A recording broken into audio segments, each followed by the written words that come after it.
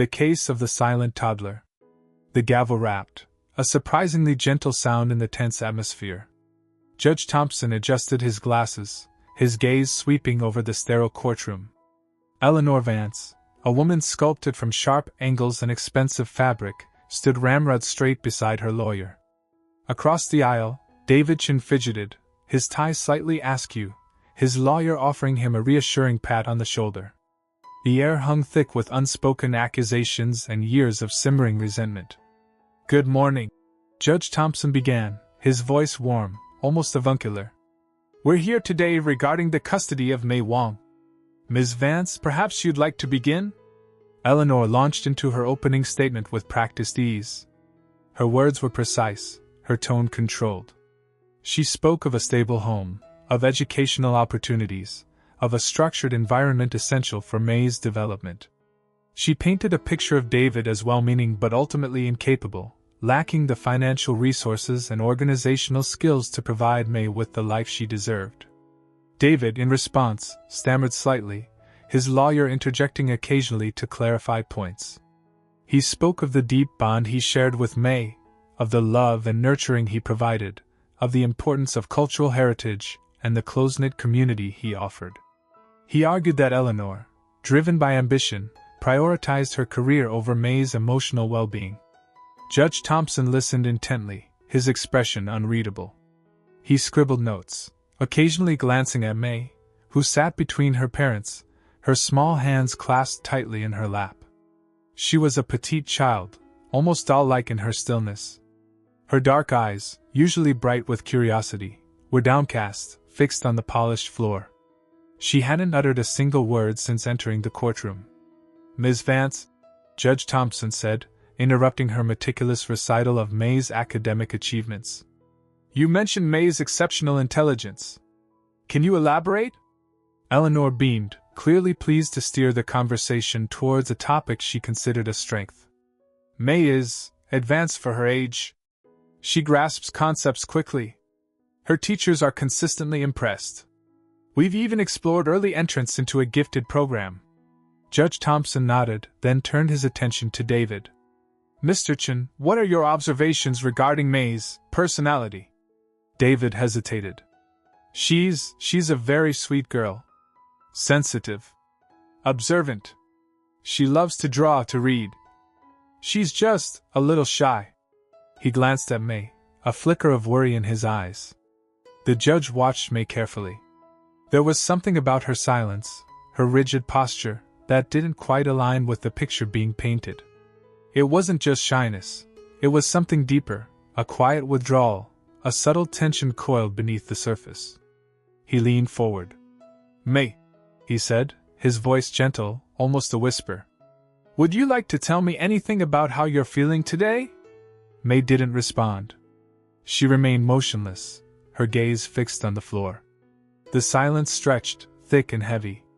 Eleanor shot David a triumphant look, as if Mei's silence was further proof of his inadequacy. Judge Thompson sighed inwardly. This wasn't working. The formal setting, the legal jargon, the palpable animosity between her parents, it was all too much for a child her age. He needed to try a different approach. "All right," he said, pushing back his chair. "Let's take a short recess. I need to consult with my goldfish. He's been having a particularly insightful morning." A ripple of confused murmurs spread through the courtroom. Eleanor's perfectly sculpted eyebrows arched in disbelief. David looked relieved, but equally perplexed. Judge Thompson ignored them, stepping down from the bench and walking towards Mei. He knelt beside her, bringing himself down to her level. "Mei," he said softly, "my name is Judge Thompson. But you can call me Thomas if you like. This place can be a little scary, can it? All these serious faces and big words." He pulled a small, brightly colored notepad and a box of crayons from his briefcase, items he kept for just such occasions.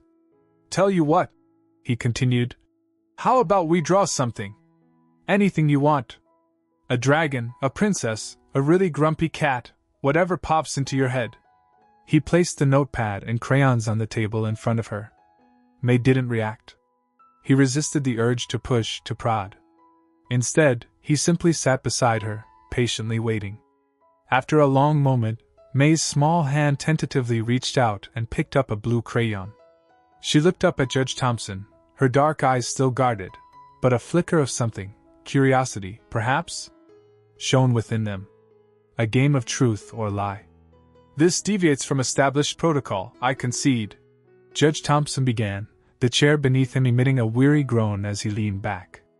But experience has taught me, a direct approach isn't always the most illuminating. Sometimes you need a gentler angle. His gaze swept across Eleanor, Vance, and David Chen, their expressions a study in thinly veiled exasperation and confusion. Eleanor, clad in a severe navy suit, smoothed her skirt with a dismissive air. With respect, Your Honor, I'm struggling to see the relevance. We have scheduled depositions from child psychologists, documented assessments. David, sporting a less formal yet immaculate button-down, echoed her sentiment with a shake of his head. My daughter's future hangs in the balance. I question the suitability of parlor games. Thompson raised a placating hand, his smile unyielding.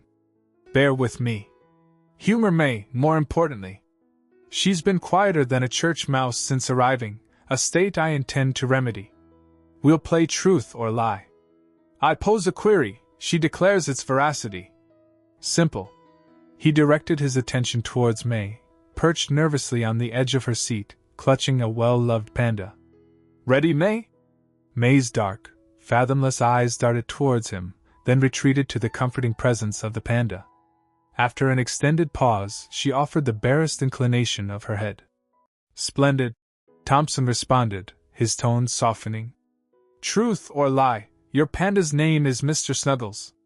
Her lips barely parted, yet a faint sound emerged, a mere breath of sound. Lie. And what appellation does your panda bear? This time, the response carried a touch more conviction.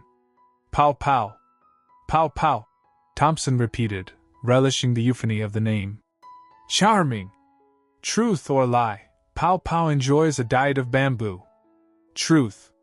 A fleeting smile graced Mei's features, a momentary flash of warmth. Eleanor shifted impatiently, exchanging a concerned glance with her counsel. Your Honor, I fail to perceive how the gustatory preferences of a stuffed animal contribute to determining parental fitness. Patience, Ms. Vance, Thompson countered, his gaze unwavering from Mei.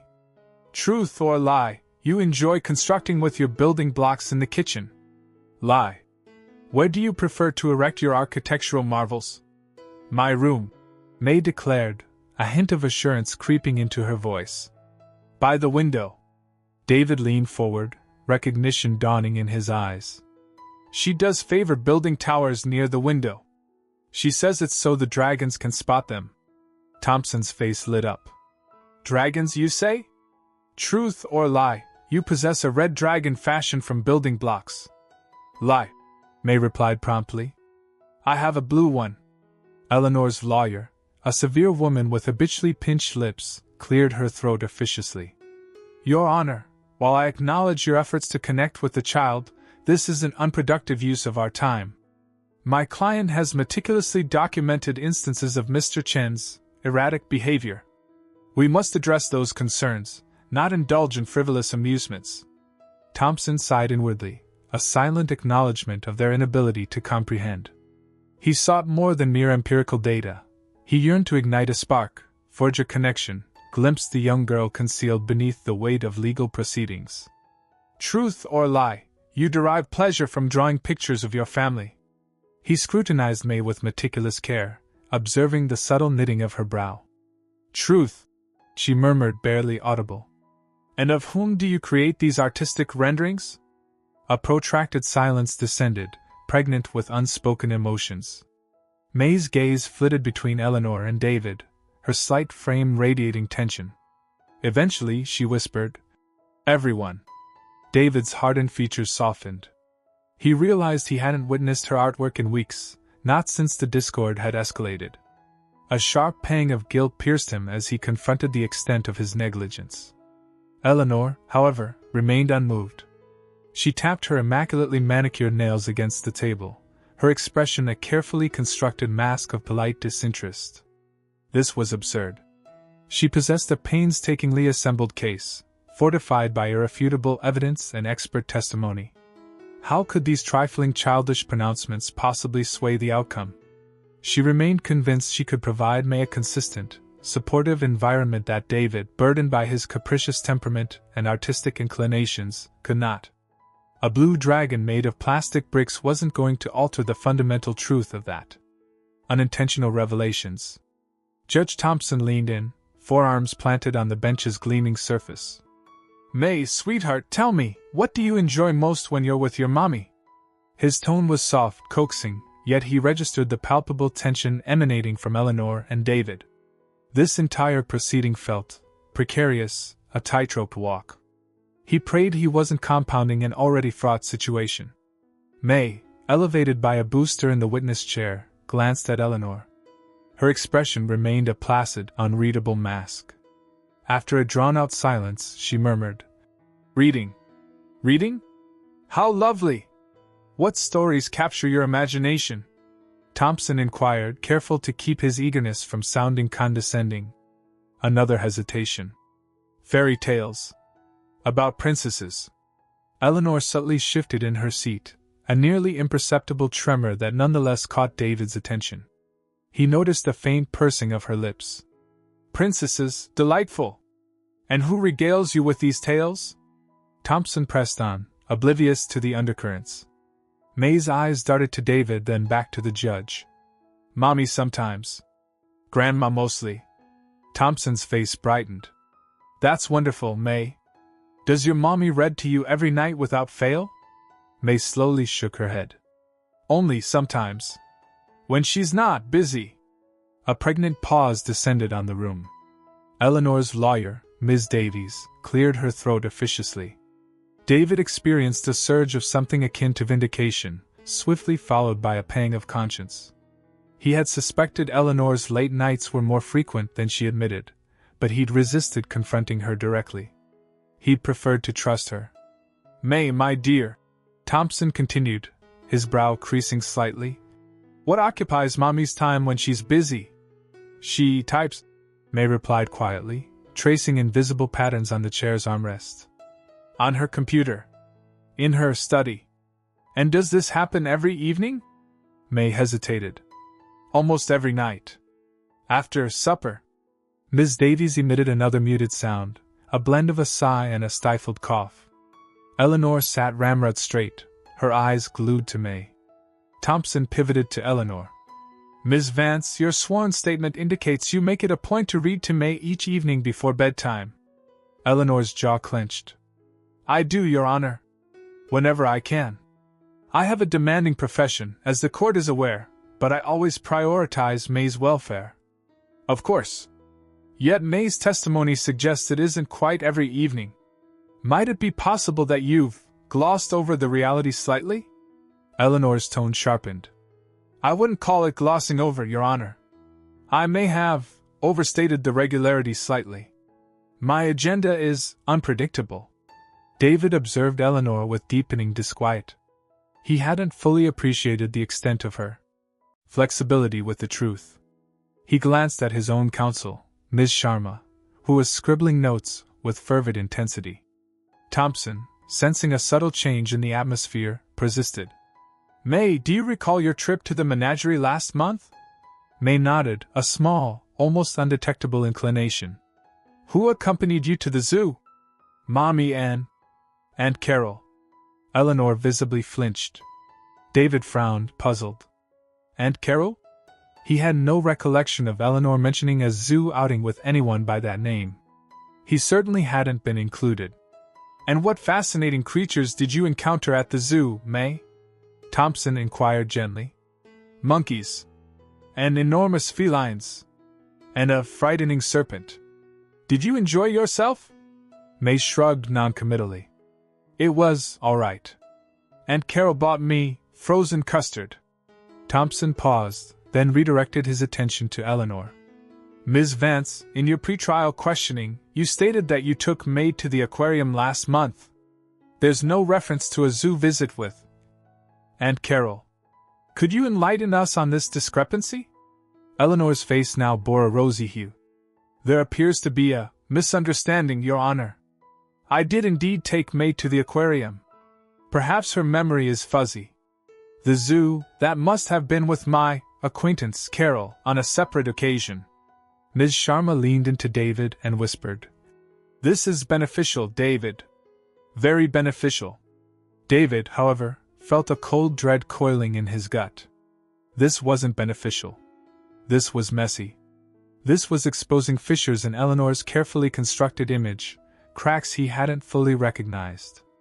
Cracks that cast doubt on everything. He looked at Mei, her small face still unreadable, her eyes mirroring the clinical glare of the courtroom lights. He wondered what she genuinely knew, what she truly felt. And he questioned whether this game of truth or lie was inflicting more damage than it was worth. A profound sense of culpability washed over him. He was weaponizing his daughter. A glimpse of genius. The air in the courtroom hung heavy, a palpable tension thick enough to taste. Eleanor Vance tapped a nervous rhythm on the gleaming table, her stare laser-focused on Judge Thompson's gentle address to David Chen, who seemed to shrink under its weight. David, in return, appeared adrift in a riptide of anxiety. His tie was askew, complexion wan, his eyes flickering towards Mei, nestled silently between her parents with the threadbare teddy bear clutched tight. Earlier, the judge had tried, with limited success, to elicit some kind of emotional response from Mei, shifting from direct questioning to a seemingly casual chat about frozen desserts. Eleanor Vance's disapproval was etched in the rigid line of her mouth, but a fragile bloom of hope seemed to unfurl in David's gaze. It was Eleanor who shattered the delicate atmosphere. "Your Honor," she stated, her tone cutting, "I must question the relevance of discussing such trivial matters when the best interests of this child remain undetermined." Judge Thompson sighed, a sound steeped in fatigue. "Ms. Vance, my aim is to cultivate trust, to foster an environment where Mei feels safe to articulate her feelings." "With respect," David cut in, surprising even himself. "Ms. Vance does raise a valid point, Your Honor. We seem to be digressing." Eleanor pounced on the opening. "Perhaps, Mr. Chen, you have a more pertinent approach in mind?" A challenge sparked in her eyes. David faltered, then seemed to gather his resolve. He turned towards Mei, his voice gentler than any had witnessed before. "Mei," he began, "do you think it's right that sometimes, despite our best efforts, things don't always turn out as we wish?" The question lingered, seemingly simple yet laden with weighty implications about fairness, accountability, and the inherent imbalances of life. Mei paused, her gaze fixed on her teddy bear, small fingers tracing the time-worn nap of its ear. At last, she lifted her head, her dark eyes locking with David's. "Fairness," she declared, her voice a mere breath, yet distinct and precise, "isn't about equal distribution. It's about equitable allocation of resources. A plant requires sunlight and water. A person needs sustenance, security, and affection. If one plant basks in the sun's rays while the other withers from dehydration, is that fair, even if both receive something?" A silence descended, stifling and complete. Eleanor Vance's jaw slackened. David Chen gaped at Mei, a potent blend of disbelief and wonder flooding his face. Even Judge Thompson, usually quick with a soothing rejoinder, was momentarily robbed of speech. Only the soft drone of the air conditioning punctuated the stillness. Across the room, Dr. Anya Sharma, a child psychologist observing the proceedings, leaned forward, her brow furrowed in intense study. Initially skeptical of Judge Thompson's unconventional tactics, Mei's articulation had recalibrated her assessment entirely.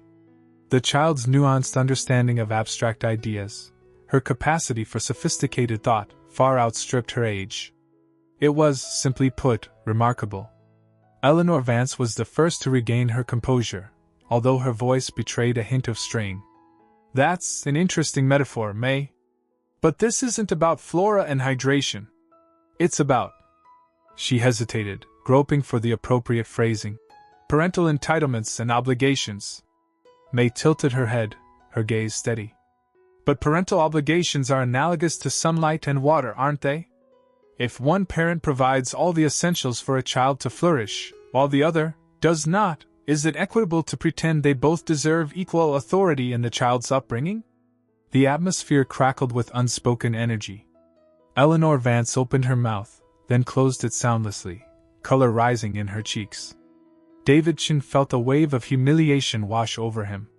He had been so fixated on prevailing, on validating his worth as a father, that he had failed to consider the essential question of Mei's actual needs. He had been blinded by his own ego, his own vulnerabilities. Judge Thompson cleared his throat, shattering the silence. "Thank you, Mei," he responded, his tone unusually reserved. "That was remarkably insightful." He glanced at Dr. Sharma, who offered a subtle nod, her expression enigmatic. Deep down, he knew that something fundamental had shifted within the framework of this case. He was simply uncertain of the ramifications. The psychologist's insight. The courthouse hallway air, thick with apprehension, pressed in on Judge Thompson. A stretch only amplified the ache in his back, a memento of hours spent on the unforgiving bench. He'd hoped the recess might coax a smile from Mei, ease the tension clinging to her small frame. He spotted Dr. Albright, the court psychologist, by the water cooler, summoning him with a discreet gesture. "Judge Thompson, a private word?" Her voice, hushed and laced with caution, drew him in. He guided her to a secluded corner, shielding them from Eleanor Vance's sharp gaze and David Chen's nervous fidgeting. "Of course, Doctor. Is Mei all right?" Worry etched itself onto his face. She adjusted her briefcase strap, a nervous tick. "Mei presents an intriguing profile, Judge. I've conducted some initial cognitive probes during our sessions." Thompson leaned closer, intrigued. "And the results?" Her responses, they deviate significantly from the norm. Far beyond what I'd anticipate from a child her age.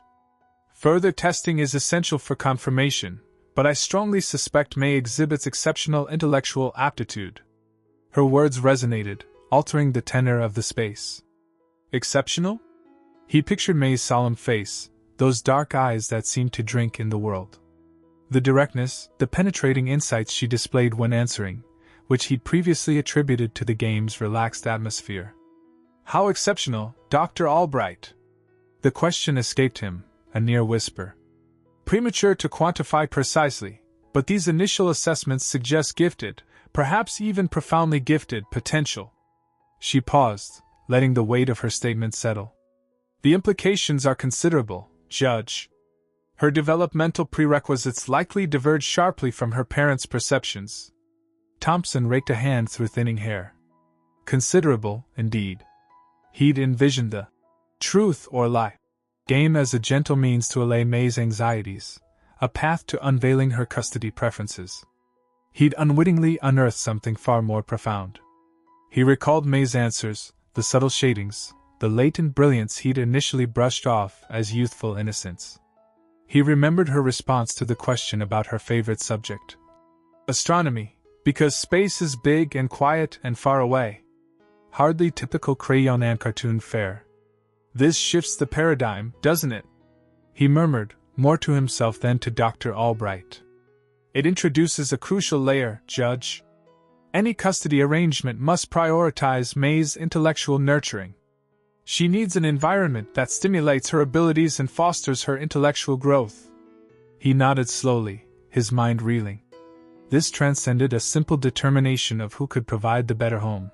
It was about safeguarding Mei's burgeoning potential. He met Dr. Albright's gaze, a renewed sense of purpose hardening his own.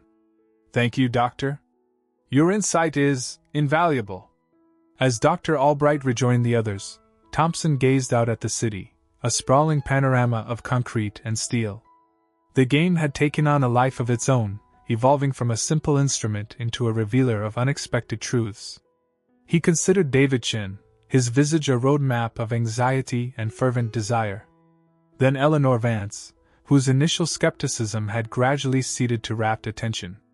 Neither, he suspected, grasped the extraordinary mind in their midst. He straightened his tie, a newfound resolve solidifying within him. He couldn't treat this as a run-of-the-mill dispute.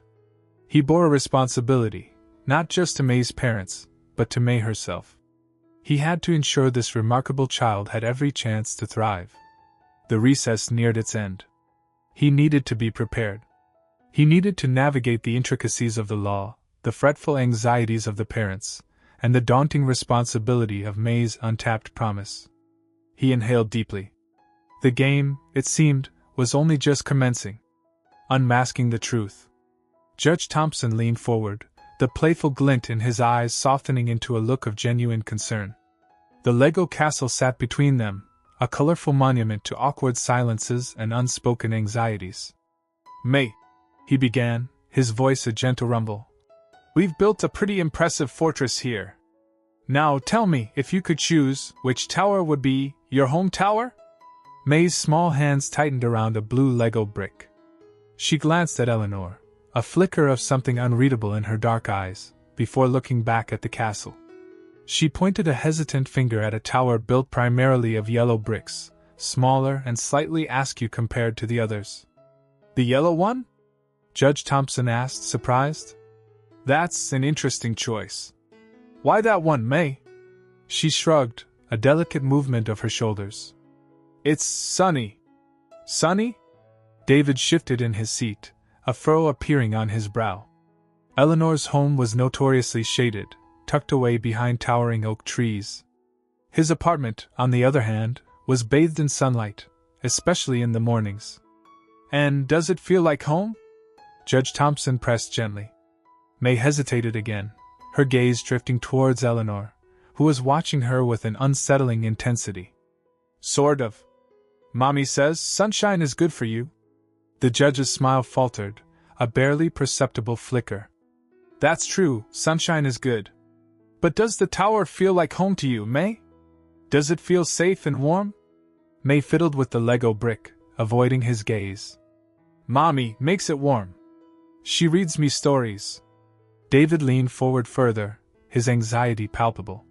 He hadn't been able to read Mei's stories in weeks. Every time he suggested it, Eleanor found a reason to object. Mei was tired, Mei needed to practice her piano, Mei had already heard enough stories for one day. "And when you're with your daddy," Judge Thompson continued, keeping his voice light, "what's your favorite thing to do?" Mei's brow furrowed. "Daddy works a lot." David's jaw tightened. He did work a lot. He had to. Eleanor's legal fees were draining his savings, and he needed to prove he could provide for Mei. But he always made time for her, even if it was just for a quick video call. "He does work hard," Judge Thompson acknowledged. "But when he's not working, what do you like to do with him?" Mei fell silent, her eyes darting between David and Eleanor. Finally, she whispered, "Mommy says Daddy's job is very important. He's helping people." Judge Thompson's gaze sharpened, his earlier optimism receding slightly. "And is that something you think, Mei? Or is that something your mommy told you?" Mei didn't answer, her silence hanging heavy in the air. The only sound was the faint hum of the courtroom's air conditioning. David could feel his blood pressure rising. He knew, deep down, that Eleanor was manipulating Mei. He'd seen glimpses of it before, subtle digs disguised as gentle reminders, planting seeds of doubt in his daughter's mind. But to hear it now, so plainly echoed in Mei's words, was infuriating. "Mei," Judge Thompson said softly, breaking the tension. "It's okay to have your own feelings. It's okay to like different things with your mommy and your daddy. What do you think about your daddy's job?" Mei looked down at her hands, twisting the Lego brick. I don't know." Eleanor finally spoke, her voice smooth and controlled. "Darling, it's all right. You can tell Judge Thompson whatever you want. He just wants to help." Her words were reassuring, but her eyes, fixed on Mei, held a warning. David felt a surge of protectiveness towards his daughter. He wanted to scoop her up and shield her from Eleanor's influence. He had to say something. "Judge," he began, his voice trembling slightly. I think Eleanor might be influencing Mei. I don't think she's letting her form her own opinions." Eleanor's eyes flashed. "That's absurd, David. I would never do such a thing. I'm simply trying to help her understand the situation. By telling her what to think," David retorted, his voice rising. Judge Thompson held up a hand, silencing them both. Let's not get ahead of ourselves. Mei, he said, turning back to the little girl. This is very important. Can you tell me, just between you and me, what's your favorite color? Mei looked at the Lego castle, her eyes landing on a bright red brick. Red, she whispered. And who likes red more? Judge Thompson asked quietly. Mommy or Daddy? Mei hesitated for only a moment. Daddy. A small, almost imperceptible smile touched Judge Thompson's lips. He had his answer. The game was changing. The accusation? The bedrock of Eleanor's composure fractured. Color fled, leaving her complexion a ghastly pallor beneath the stark fluorescent lights. Mei, still a diminutive figure on the stand, seemed even smaller, her gaze locked on some invisible horizon past Eleanor's shoulder. That's inaccurate, Eleanor finally choked out, her voice a threadbare rasp that struggled to reach the back rows. Her grip on the table tightened, knuckles gleaming like polished bone. Mei wouldn't. Not of her own accord. David, who had been perched forward, a flicker of hope brightening his features, recoiled as if struck. His hands clenched. What exactly are you suggesting, Eleanor? Eleanor swallowed past the constricted throat, her gaze flickering like a trapped bird between Mei and David. She's been influenced. This is manipulation, plain and simple. David has poisoned her mind with falsehoods. A ripple of murmurs spread through the gallery. Judge Thompson, pen hovering mid-sentence, lifted his head, the avuncular crinkle around his eyes replaced by a severe line. Objection! David bellowed, surging to his feet. That's an outrageous accusation. How dare you impugn my integrity? Order, Mr. Chen, Judge Thompson said, his tone a granite wall. He refocused on Eleanor. Ms. Vance, are you alleging that Mr. Chen has coached his daughter's testimony? Yes, Your Honor, Eleanor insisted, her voice gaining purchase, fueled by rising panic. I believe it wholeheartedly. Mei is a tender spirit, highly susceptible. David has consistently exploited her to achieve his aims. He's twisted her words, planted insidious seeds. David slammed a fist against the polished wood. That's a bald-faced lie. I'd never stoop so low. His voice cracked, raw with anguish. He turned to Mei, pleading etched into his gaze. Mei, please tell them. Tell them I didn't tell you what to say. Mei remained mute, her small face an inscrutable mask. The silence stretched, taut with accusation and vehement denial. Judge Thompson leaned forward, his scrutiny intense. Ms. Vance, you're leveling a grave charge. Do you possess any corroborating evidence to substantiate this claim? Eleanor hesitated, her carefully constructed persona crumbling further. She hadn't foreseen this devastating turn. She hadn't anticipated Mei saying that. She'd been confident she could control the narrative, portray herself as the paragon of stability and care. Now, it was all unraveling with breathtaking speed. Well? Judge Thompson prompted, his voice a low, insistent hum. Eleanor's hands twisted in her lap. I lack definitive proof, Your Honor. However, I understand Mei's nature. I know her susceptibility to suggestion. And I know David. He's adept at twisting situations. He always has been. David's face burned with indignation. You're grasping at straws, Eleanor. You can't bear the thought of defeat, so you descend to character assassination and blatant falsehoods. Enough! Judge Thompson's gavel crashed down, the sound reverberating through the hushed chamber. Mr. Chen, while I appreciate your distress, I will not countenance further outbursts. Ms. Vance, I must caution you strongly against making unsubstantiated allegations. This is a forum for legal proceedings, not a stage for personal vendettas. Unless you can provide verifiable proof to support your assertions, I advise you to cease and desist. He paused, his eyes boring into Eleanor's. Do you comprehend, Ms. Vance?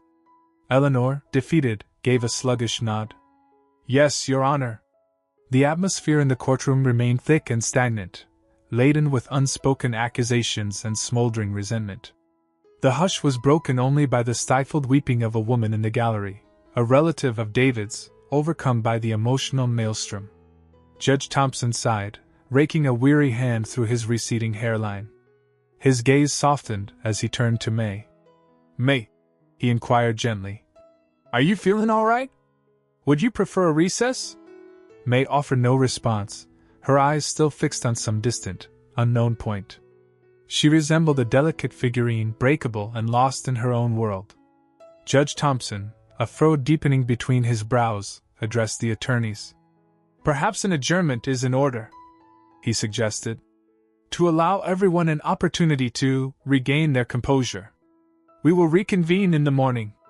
He rose, the sharp rap of the gavel punctuating the day's dramatic climax. As individuals began to stream out of the courtroom, a muted murmur of conversation rising to fill the void, Eleanor remained rooted to her seat, her eyes glued to the vacant witness stand, her face a study in anger and despair. The weight of her accusation, unsubstantiated and born of desperation, hung palpably in the air, a grim testament to the depths she was willing to plumb in her pursuit of victory. Breaking point. Judge Thompson leaned forward, his smile gentle but unwavering. "Mei, sweetheart," he began, his voice a low hum that seemed to vibrate through the otherwise silent courtroom. "We've heard a lot today about where you should live. But I want to know where you want to live. With your dad, with Eleanor, or somewhere else entirely." He paused, letting the question hang in the air like a fragile ornament. "Don't worry about hurting anyone's feelings, okay? Just tell me the truth." Mei, who had been staring fixedly at the worn leather of her shoes, finally lifted her gaze. Her eyes, usually pools of impenetrable silence, flickered towards David, then darted nervously to Eleanor, who sat ramrod straight, her face an impassive mask. "It's okay, Mei," David whispered, his voice thick with emotion. "Whatever you want." Taking a deep breath that seemed to rattle in her small chest, Mei looked back at the judge. I don't like it at Eleanor's," she said, her voice barely audible, a wisp of sound lost in the vastness of the room. A collective intake of breath filled the silence. Judge Thompson's eyebrows rose almost imperceptibly. Eleanor's posture remained unchanged, but a faint tremor seemed to run through her hands, clasped tightly in her lap. David's face, moments before etched with anxiety, now held a flicker of burgeoning hope. "Can you tell me why, Mei?" Judge Thompson prompted softly. "What don't you like?" Mei hesitated, picking at a loose thread on her dress. The air crackled with unspoken tension. Eleanor shifted slightly in her seat, her eyes narrowing, a glint of something sharp and dangerous in their depths. She tells me things," Mei mumbled, her voice gaining a fraction of strength. "She says Daddy doesn't really want me.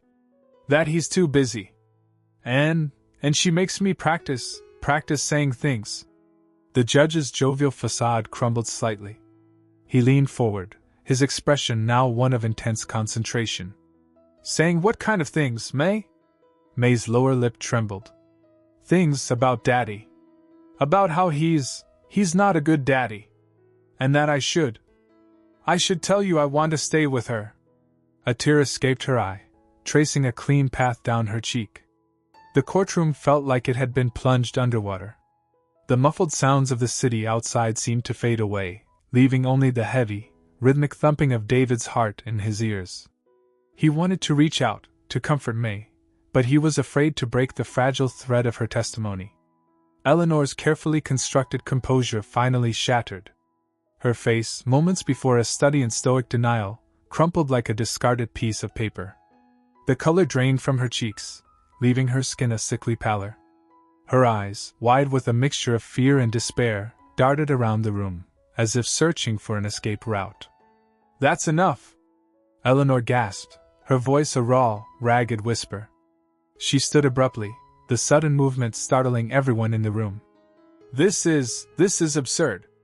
You can't possibly believe this child." Judge Thompson held up a hand, silencing her.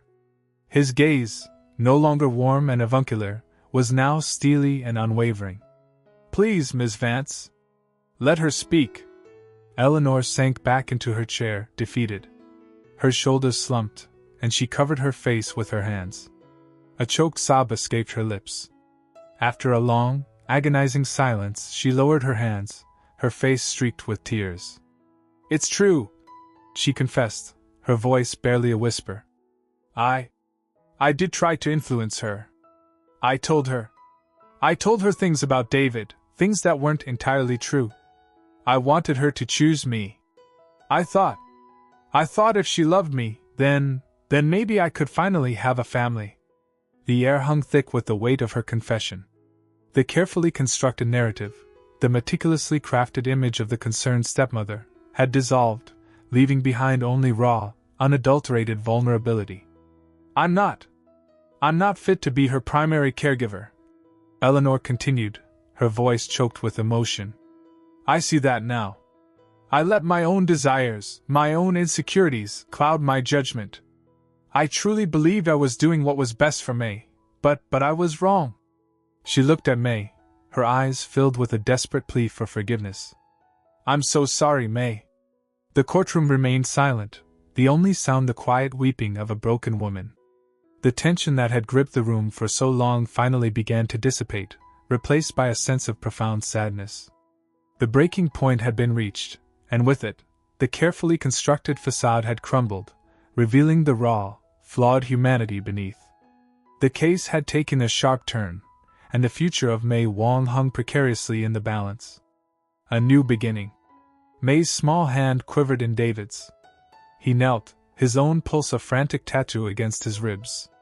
A spark, unfamiliar yet promising, danced in her usually listless eyes, a fragile mix of apprehension and nascent faith. He gave her hand a reassuring squeeze.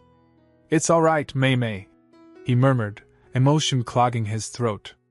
"I'm here. I won't let anything happen to you, not if I can help it." He yearned to describe the room he'd meticulously readied, the calming blue walls, the menagerie of plush creatures awaiting her. He envisioned evenings filled with whispered stories, gentle melodies, lessons in crafting plump, savory dumplings.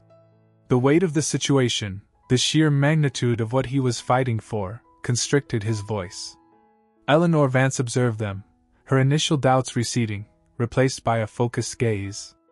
She had witnessed David's transformation firsthand, the slow unfurling of a fierce devotion she hadn't anticipated. The once bewildered man now radiated a quiet fortitude, his entire being laser-focused on the small girl at his side. Judge Thompson cleared his throat, the sound booming in the otherwise silent courtroom. His gaze softened as it fell upon Mei, then shifted to David, offering a subtle nod of encouragement.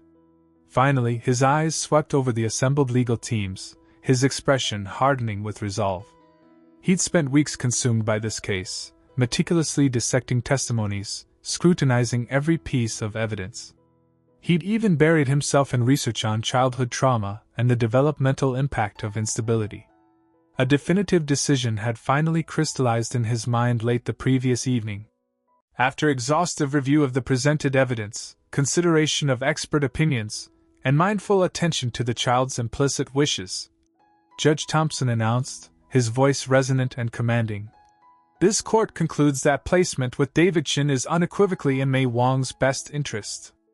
A ripple of astonishment coursed through the room. David's breath caught in his chest. He glanced at Mei, her face still unreadable, but the pressure of her small hand in his perceptibly increased. "Mr. Chen," Judge Thompson continued, his gaze locking with David's, "the court acknowledges your unwavering commitment to Mei's well-being and your demonstrated capacity to provide a nurturing and stable environment. The court is also cognizant of the unique challenges Mei has endured, and trusts that you will diligently pursue professional guidance to address her specific needs." He paused, adding with a hint of his customary warmth, "Mr. Chen, I have a strong feeling you're going to rise to the occasion. Remember, patience and affection are your most powerful assets." The courtroom hummed to life as lawyers gathered their belongings and exchanged hushed words.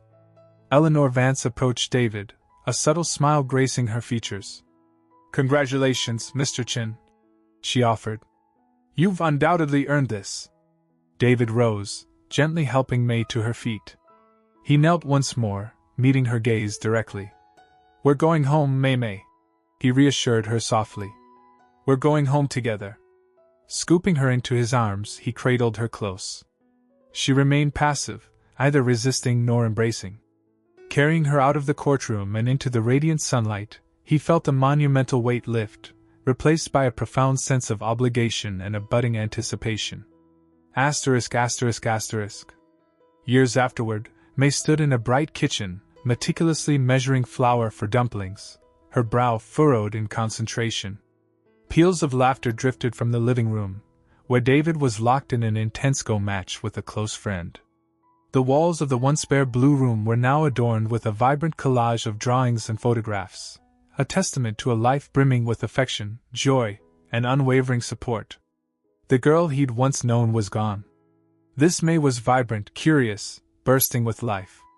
She thrived in school, devoured books whole, and possessed a razor-sharp wit. The vestiges of her troubled past lingered, but they were being steadily eclipsed by the radiant security of her present. Asterisk. Judge Thompson relaxed on his porch swing, the setting sun painting long, dancing shadows across his manicured lawn.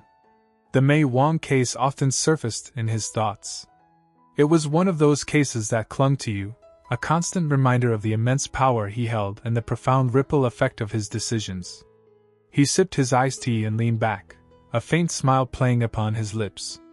He'd received a Christmas card a few years prior, a snapshot of Mei proudly holding a science fair trophy. Below, David had simply written, "Thank you." No further explanation needed. He still couldn't pinpoint the exact element that had swayed his judgment. Perhaps it was the glint of intelligence that resided deep within her young eyes, or the almost imperceptible way she reacted to David's presence. Maybe it was the memory of the raw, unspoken appeal in David's gaze throughout the trial, a tacit pledge of unconditional devotion. Or possibly, just possibly, it was the undeniable truth that echoed in the vastness of her silence. Whatever the catalyst, he knew, without a shadow of a doubt, that he had rendered the right verdict. And that, he concluded with a sigh of contentment, was all that truly mattered.